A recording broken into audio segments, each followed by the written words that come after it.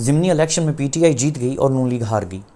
बात इस कदर सादा नहीं है, बल्कि बात बहुत पहलूदार है, क्योंकि जब हम इसका मवाजना करते हैं तो एक तरफ पीटीआई की थंपिंग और रिसाउंडिंग विक्ट्री है, जिसे हम कह सकते हैं शानदार, गुमकदार, गरजदार और गैर मामूली फतह है पीटीआई की, और दूसरी तरफ हम देखते हैं नून लीगी तो ह्यूमिलिएटिंग डिफीट है, एक ज़िल्लत आमेज़, शर्मनाक और काबिल रसवाई शिकस्त है नून लीग की। और ऐसा क्यों हुआ? नून लीग तो क्लेम किया करती थी कि पंजाब उसका स्ट्रॉन्ग होल्ड है, लाहौर उसका कला है, और उसके घर के अंदर ही पीटीआई ने उसको इबरतनाक शिकस्त दी। तो इसकी वजूहात क्या हैं दोस्तों? आगे चलने से पहले अगर हम कुरान से थोड़ी विजडम ले लें तो कुरान की सूरह अल इसरा की आयत नंबर 80 है, जिसके अंदर अल्लाह ताला हुक्म देते हैं कि आप अल्लाह से दुआ करो कि या अल्लाह तू हमें जहाँ भी दाखिल फरमा अच्छाई के साथ दाखिल फरमा, और जहाँ से निकाल अच्छाई के साथ निकाल, और हमें अपनी तरफ से इक़्तिदार अता फरमा जिसमें तेरी मदद शामिल हाल हो। अब आप देखिए कि जब नून लीग ने इक़्तिदार हासिल किया, बल्कि इक़्तिदार कुछ ताकतों के साथ मिलकर इमरान खान से रिजीम चेंज करवाते हुए, उस मिशन के ऊपर आगे चलते हुए लोगों को फैसिलिटेट किया और इमरान खान से इक़्तिदार छीना, तो किस अच्छाई के साथ वो इक़्तिदार के ऐवानों में दाखिल हुए, बल्कि ज़मीरों के सौदे किए गए, लोटा क्रेसी को रवाज दिया गया, और कौमी गैरत, वक़ार और ख़ुददारी को राह पर रख दिया गया। और नाम क्या लिया गया कि जी हम हम अपनी कौम की खातिर, मिल्लत की खातिर हम ये कदम उठा रहे हैं। तो मैं ये समझता हूँ कि इन्होंने कौमी गैरत और वक़ार को मजरूह किया, और जो सौदेबाजी की उसको लोग भूले नहीं।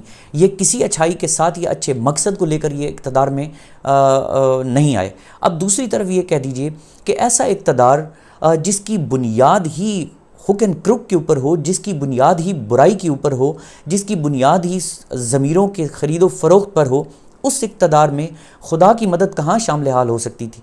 और ऐसे ही अब जब ये इक़्तिदार से निकलने वाले हैं तो ये किसी अच्छाई के साथ निकलने वाले नहीं हैं, बल्कि वो इतने स्टबन हैं कि वो अब अपनी ज़िद पर कायम हैं। और शायद ज़िद पर कायम वो इसलिए हैं कि अब उनके लिए पाए रफ्तन न जाए मानदन वाली बात है कि वो गू मगू की कैफियत में है, न वो आगे जा सकते हैं न वो पीछे हट सकते हैं। वो जैसे एक पंजाबी की कहावत है कि पीछे कद ते अगे अग। तो अब उनके लिए इलेक्शन में जाना इसी तरह ही है कि वो आग में कूद रहे हैं, क्योंकि उन्हें अपनी फेट का अच्छी तरह पता है। उन्हें लोगों के मूड का अंदाज़ा हो गया है कि लोग उनके साथ क्या करने वाले हैं, कि वो जिस लूट मार को, जिस अपने ख़िलाफ़ केसेस को और अपनी सज़ाएं ख़त्म करवाने के चक्कर में वो इक़्तिदार में आए, और लोगों को उन्होंने रत्ती बराबर कोई रिलीफ नहीं दिया, और सिर्फ उन्होंने कुछ महीनों से, जब से वो इक़्तिदार में हैं, वो कर कुछ नहीं रहे, बस वो जो कर रहे हैं, they are just trying to pass the buck, कि इल्ज़ाम सारा पीटीआई पे डाल दो, सारा इल्ज़ाम इमरान खान पे डाल दो।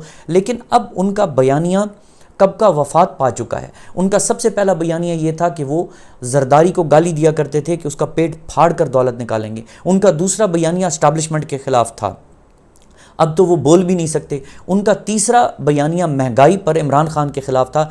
उनके बयानिए वफ़ात पा चुके हैं, जबकि इमरान खान का बयानिया एवरग्रीन है।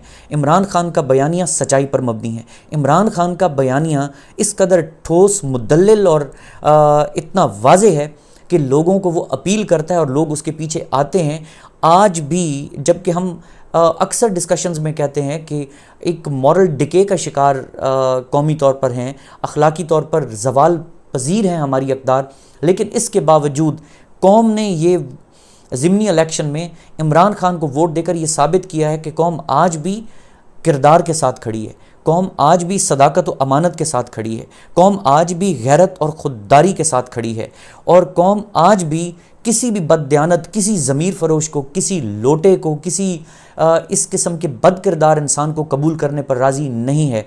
बल्कि लोगों ने इस इलेक्शन में जिस अंदाज में वालिहाना वाबस्तगी और मोहब्बत का इजहार इमरान खान के साथ किया, कभी ज़िमनी इलेक्शन में टर्न आउट इस कदर नहीं हुआ जिस कदर अब की बार था।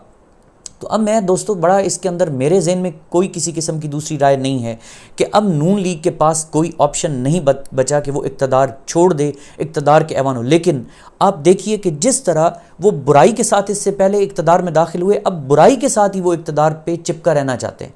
कभी वो थ्रेट करते हैं कि जी 5-7 बंदे हम पीटीआई के इधर उधर कर देंगे। हम हर सूरत हमज़ा का इक़्तिदार, हमज़ा शहबाज का इक़्तिदार पंजाब में बरकरार रखेंगे।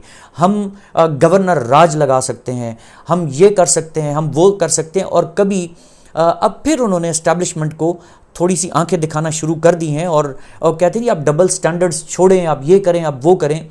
लेकिन उनको ये अंदाज़ा ही नहीं है कि अगर वो ख़ुद इक़्तिदार से ना निकले तो वो निकाल बाहर किए जाएंगे।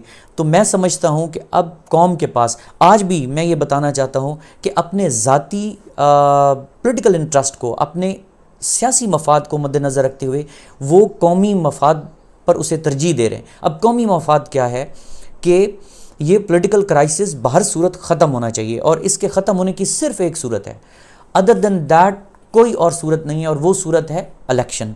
जनरल इलेक्शन में कौम आए और जिस किसी को भी मैंडेट दे। अब हैरान कुन देखिए कि जावेद लतीफ़ का एक स्टेटमेंट है, वो कहता है जी जब हम इक़्तिदार में आए हमारा मैंडेट नहीं था, लेकिन हम अपनी इस मुल्की मईशत को ठीक करने के लिए इक़्तिदार में आए। मान गए इस बात को कि मैंडेट उनका नहीं था, और अब भी पंजाब में मैंडेट लोगों ने दिया है, इमरान खान को दिया है, पीटीआई को। अब फिर वो वोट को इज़्ज़त नहीं दे रहे, वो अब फिर मैंडेट को इज़्ज़त नहीं दे रहे, बल्कि डेविएट कर रहे हैं अपनी ही बात से, और फिर निहायत ढिठाई के साथ अब फिर ये बयानियाँ आगे लेके आ रहे हैं जी वोट को इज़्ज़त दो।